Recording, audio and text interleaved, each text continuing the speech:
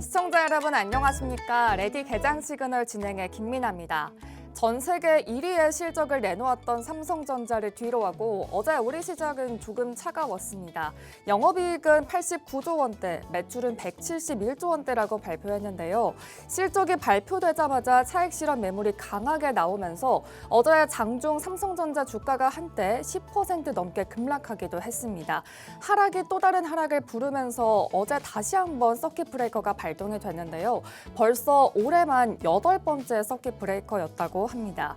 증권가들은 과연 어떤 분석을 내놨을까요? Winter is coming. 2024년 반도체 시장에 겨울이 온다고 주장하면서 당시 반도체 주가들의 하락을 부추겼던 모건 스탠리가 이번에도 비관적인 의견을 제시했습니다.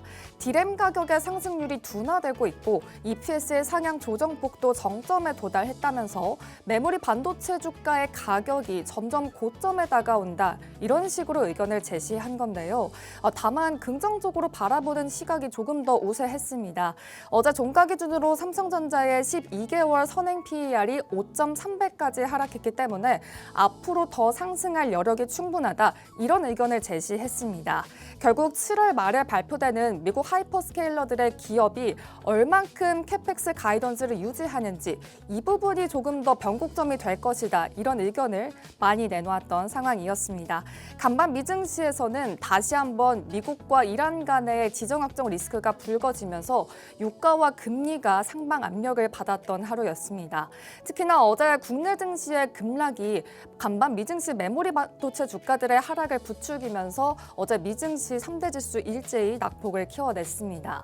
과연 오늘 우리 장은 어떻게 흘러가게 될까요? 일단 프리장 분위기 전반적으로 좋지는 않습니다. 삼전 닉스가 다시 한번 하락을 이어가고 있는데요. 오늘 장 어떻게 흘러가게 될지 그리고 또 오늘은 어떻게 대응을 해야 할지 잠시 후에 박건욱 전문가님 모셔보고 얘기 나눠보도록 하겠습니다. 그럼 본격적인 시작에 앞서서 간밤 미증시 마감 상황 그리고 개장 전 체크해봐야 될 뉴스들 짚어보고 돌아오도록 하겠습니다. 안녕하세요. 레디 개장 시그널 캐스터 김다영입니다. 간밤 뉴욕 증시는 숨고르기에 들어갔습니다. 삼성전자의 역대급 실적에도 급락한 영향을 이어받았는데요. 자세한 지수 상황 확인해 보시죠. 3대 지수 퍼렇게 멍들었습니다. 다우존스는 0.25% 하락한 52,925선에 마쳤고요.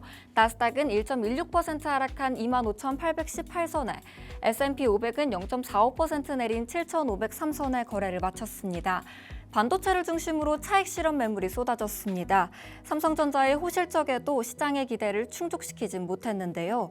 여기에 지정학적 리스크가 다시 부각되면서 투자 심리가 위축됐습니다. 다음으로 시총 상위 종목도 확인해 보시죠. 애플을 제외하고 일제히 강세 기록했습니다. 먼저 엔비디아 1% 가까이 올랐습니다. 딥시크가 자체 반도체 개발에 나섰다는 소식이 전해졌는데요. 엔비디아와 화웨이 의존도를 낮추기 위한 전략으로 풀이됩니다. 향후 인공지능 기업들의 자체 칩 개발 경쟁이 더욱 확대될 전망입니다. 애플은 0.64% 하락했습니다. 알파벳은 소폭 상승했습니다. 모건 스탠리가 하이퍼스케일러에 주목했습니다. 대형 플랫폼 기업들이 재평가되면서 주가가 부진한 시기를 지났다고 분석했는데요. 투자 자금이 반도체에서 하이퍼스케일러로 이동할 가능성이 제기됐습니다. 마이크로소프트는 0.54% 올랐고요. 아마존은 1% 가까이 상승했습니다. 아마존은 250억 달러 규모의 회사채 발행에 나섰습니다. 올해 들어 미국과 유럽, 캐나다에서 조달한 자금만 약 890억 달러에 달하는데요. AI 패권 경쟁이 치열해지면서 빅테크들이 잇따라 대규모 차입에 나서고 있습니다. 다음으로 시총 6위부터도 보면 혼조세로 마감했습니다. 먼저 스페이스X는 오늘 7% 가까이 급락했습니다. 나스닥 100 지수 편입 첫날이었는데요. 간밤 월가에서는 스페이스X의 첫 커버리지를 게시하며 잔밋빛 전망이 쏟아졌습니다. 증권사들은 수익성과 기업 가치에 대한 우려가 남아있지만 장기적인 성장 가능성에 더 주목했는데요. 다만 이 소식에도 주가는 큰 폭으로 밀렸습니다. 반도체 약세의 브로드컴은 0.83% 하락했고요. 메타는 2.55% 상승했습니다. 간밤 메타 관련 소식이 쏟아졌습니다. 먼저 청소년 중독성 설계 의혹으로 미국 4개 주 소송에 직면했는데요. 페이스북과 인스타그램의 안정성을 허위로 홍보했다며 최대 1조 4천억 달러 규모의 제재금을 청구했습니다. 이어서 메타는 이미지 생성 AI 모델인 뮤즈 이미지를 공개했는데요.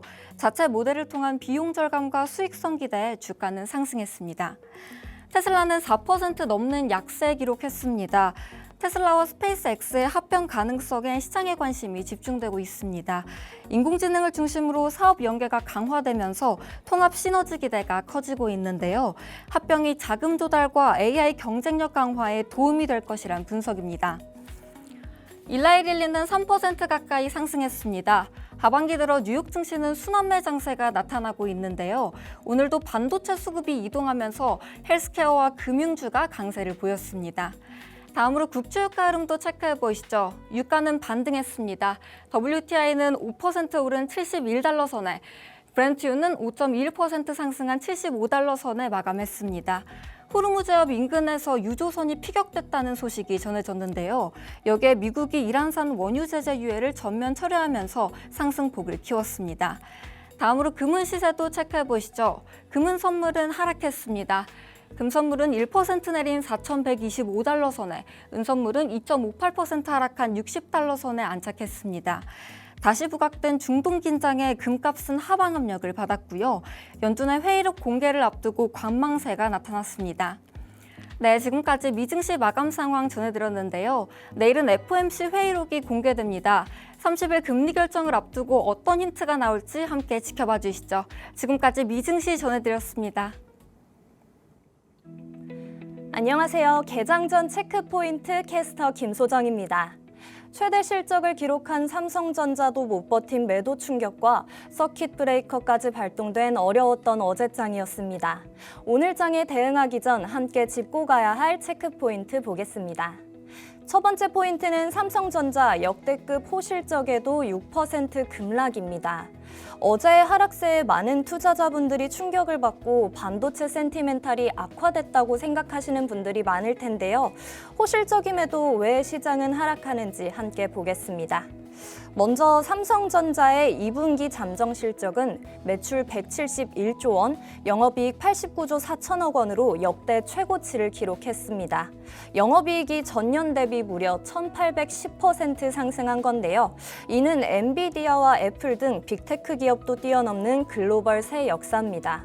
하지만 시장은 이미 호실적을 예견하고 있었던 걸까요?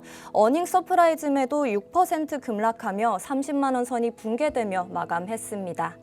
주가가 하락하는 이유는 아무래도 계속해서 이탈하는 외국인의 수급인데요.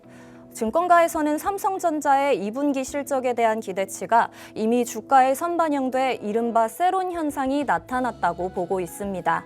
또한 모건 스탠리가 메모리 비중 축소 의견을 다시 한번 제시하면서 투심이 악화되기도 했습니다. 하지만 여전히 AI 시장 확대와 메모리 칩 가격 상승 흐름은 계속될 것이라는 전망이 나오고 있습니다. 증권가에서는 지금의 급락은 펀더멘탈이 아닌 심리의 문제라며 흔들리지 말라는 목소리도 나오고 있는데요. 앞으로의 움직임 저희와 함께 잘 대응해 보시죠. 두 번째는 8,000선 붕괴. 롤러코스피 장세 언제까지 계속될까입니다. 어제 오후장에 발동한 서킷 브레이커가 올해 들어서 6번째, 보름 새의 3번째 서킷 브레이커였는데요. 현재 우리 시장은 극심한 변동성으로 투자자들의 피로감이 무척 큰 상태입니다. 공포지수인 V코스피 지수도 100에 육박하는 역대 최고치를 기록하며 시장이 극도의 패닉 상태에 빠져 있는데요. 기관의 리밸런싱과 개인의 반대 매매, 그리고 외국인의 대규모 자금 이탈 등 많은 변수가 겹친 탓입니다. 또한 레버리지 ETF 상품으로 인한 반도체 투톱의 높은 변동성에 따라 코스피 지수도 등락을 반복하고 있습니다. 7월은 코스피 지수가 박스권을 유지할 것이라는 전문가의 의견도 나오고 있는 현재 10일에 예정되어 있는 SK하이닉스의 ADR 상장으로 외국인의 수급이 다시 한번 들어올지 함께 지켜보시면 좋겠습니다. 네, 세 번째 포인트는 스페이스X의 나스닥 100 공식 편입입니다. 간밤 스페이스X가 나스닥 100 지수에 공식 편입된 뒤 첫 거래를 마쳤습니다. 이번 편입은 일반적인 정기 편입이 아니라 IPO 이후 15거래일 만에 패스트트랙 제도가 적용돼 조기 편입됐다는 점에서 주목을 받고 있는데요. 이에 따라 QQQ 등 나스닥 100을 추종하는 ETF와 인덱스 펀드가 지수 구성에 맞춰 스페이스X를 편입 편입하게 됩니다. JP모건은 QQQ에서만 약 43억 달러 규모의 패시브 자금이 유입될 것이라고 전망했습니다. 편입 첫날 거래는 6%가량 밀린 149달러로 정규장을 마쳤는데요. 계속해서 149달러에서 164달러의 박스권에서 거래가 되고 있었던 스페이스X가 이번 편입으로 어떤 움직임을 보일지 함께 지켜보시면 좋겠습니다.